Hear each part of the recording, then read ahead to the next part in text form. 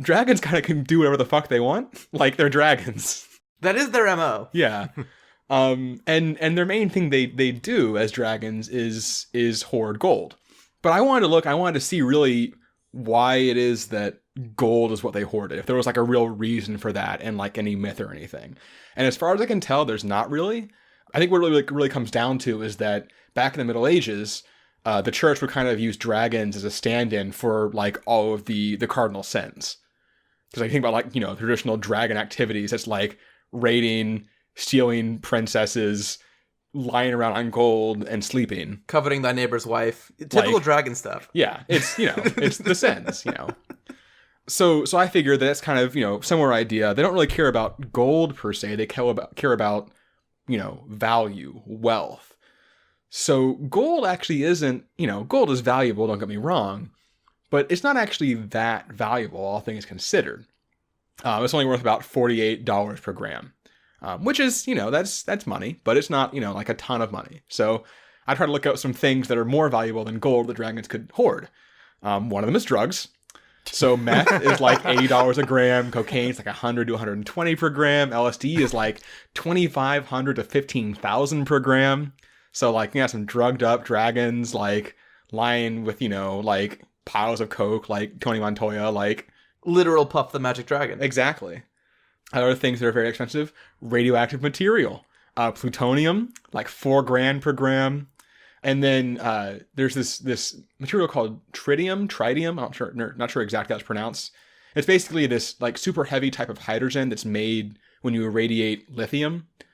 And it's the thing, like self-illuminating signs that don't require power, or like fancy watches that have like the glowing like things on like the hours or like the end of the hands, like that glowy stuff. That's tritium. Oh, like the stars that I put on my childhood bedroom ceiling. Not the one that has to charge up with the sun. It's the one that's always kind of glowing because it's a little radioactive.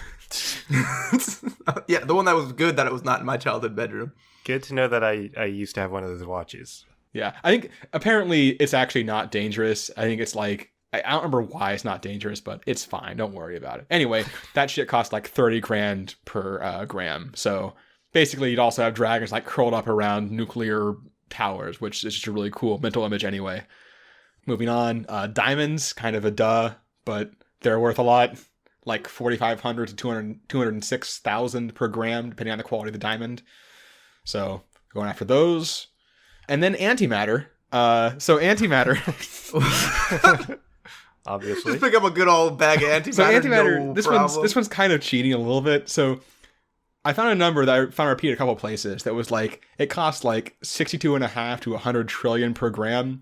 We technically have no way to store it. We can make it very briefly with like CERN, but that's kind of it. But I figured that... Is there $100 trillion in the world? Oh yeah, totally. Yeah. But I figured, so CERN is expensive too, so maybe dragons will just like hang out at CERN or whatever. So scientists probably won't hang out at CERN anymore, won't have any more antimatter. But, point is, antimatter is technically the most expensive material on the planet Earth, apparently. And you can't buy it because there's only $80 trillion in the world. I looked it up too. There you go. And that's if you include broad money, which I think is money for women? I don't know. So the one problem with a lot of these things is that they're pretty scattered and like small, and there's not necessarily like a lot of them. That's kind of why they're, valuable. And sort of the problem that we have for dragons in the modern world is that a lot of money is not really like a physical thing anymore. Like you look at wealthy people, they kind of have, they have stock, they have all these things that make them their net worth high, but it's not like something that you can grab in your claws and carry away. But you could grab those wealthy people in your claws and carry them away. So Jeff Bezos has the largest net worth in the world. His net worth is $112 billion. He weighs 154 pounds. That's about a little under 70,000 grams. So he's worth about $1.6 million per gram, which makes him like the 4th most valuable resource on planet Earth, actually, technically, by weight. So I'm worth my weight in gold. Wait, no, way more than that. Quite a bit more, yeah, actually. So I think actually what winds up happening is that it becomes a status symbol to be attacked by dragons because it means that you're wealthy. Because they can apparently sense these things. So I think that's kind of where this all winds up. And I think that Jeff Bezos knows this. I'm going to continue spouting my conspiracy theories about billionaires, by the way, going back to my Elon Musk theory from before. I think now, when you say Jeff Bezos knows this, yes.